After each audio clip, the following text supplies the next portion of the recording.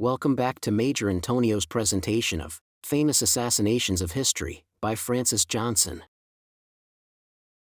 Chapter 4, Tiberius, Caligula, Claudius, Nero, AD 37 to 68. At the time of the assassination of Julius Caesar, the Roman people, and especially the higher classes, had reached a degree of perversity and degeneracy which appears to the modern reader almost incredible. They had become utterly unfit for self-government. The most atrocious public and private vices in both sexes had taken the place of the civic virtues and the private honor for which the ancient Roman had been famous the world over. In public life, corruption, venality, and bribery were general. A public office holder was synonymous with a robber of the public treasury. Nepotism prevailed to an alarming degree, and the ablest men were unceremoniously pushed aside for the incapable descendants of the nobility. In times like those, only the very strongest hand and the sternest character and mind can restrain the masses from falling into anarchy and civil war and impose on society moderation and the rule of law. The assassination of Caesar had a most demoralizing effect on the Roman people. The hand of the master, who might have controlled the unruly masses and restrained the degenerate nobility, lay palsied in death. The giant intellect, which had embraced the civilized world in its dream of establishing a universal monarchy, thought no more, and the results were chaos, anarchy, and civil war. The absence of the master mind was lamentably felt.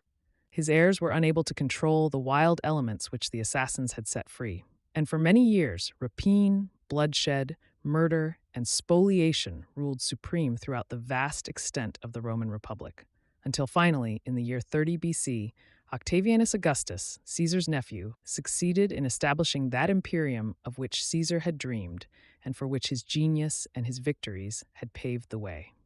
The imperial era, beginning with a display of magnificence and splendor, both in military achievements and literary production, soon degenerated into an era of crime, which, at least in the highest classes of society, has never been equaled in history.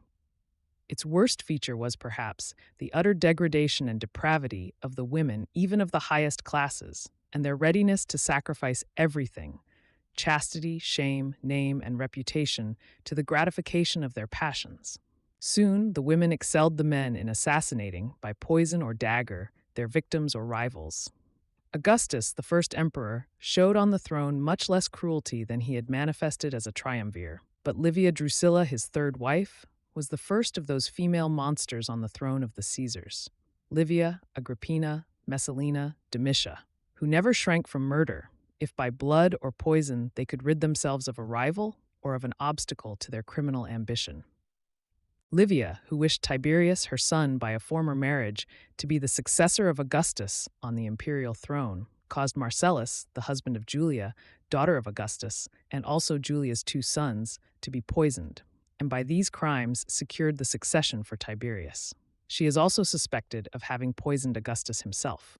Tiberius, the second of the Roman emperors, lives immortal in history rather by his crimes than by his valorous deeds. So does Caligula, the third, and Claudius, the fourth, and Nero, the fifth emperor, who were all assassinated after comparatively short reigns, but who had exhausted all forms of cruelty and crime, while their wives, Messalina, Agrippina, and Poppaea, will live in history forever as the unrivaled types of female depravity. Above all, Messalina, the wife of Claudius, who ruled from the year 41 to the year 54 of the Christian era, became notorious for every species of vice. In her libidinous and voluptuous excesses, as well as in the demoniacal conception of her murderous plots against her enemies, she was easily first and foremost, the real empress of the vicious and fallen women of Rome. She became their open rival in the houses of ill fame in her capital. She contended with them for the palm of obscenity and prostitution, and vanquished them all. Unless the great historians of Rome had recorded these excesses as facts abundantly substantiated by irrefutable testimony, the reports would have been relegated to the domain of fable, because they are too revolting to be believed without sufficient authority.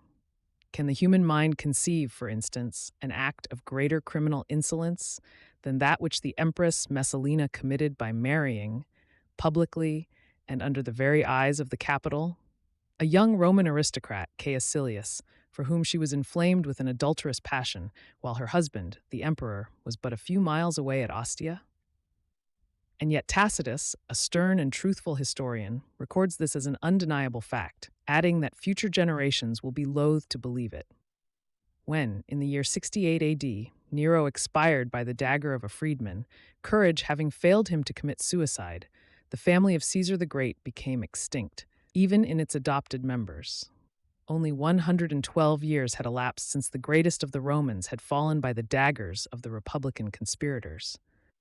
But that short period had sufficed to subvert the Republic and to erect a despotic empire on its ruins, to flood the vast territory of Rome, which embraced the entire civilized world with streams of blood, to place imbeciles and assassins on the throne of the Caesars, and to adorn the brows of courtesans and prostitutes, their partners in crime and depravity, with the imperial diadem.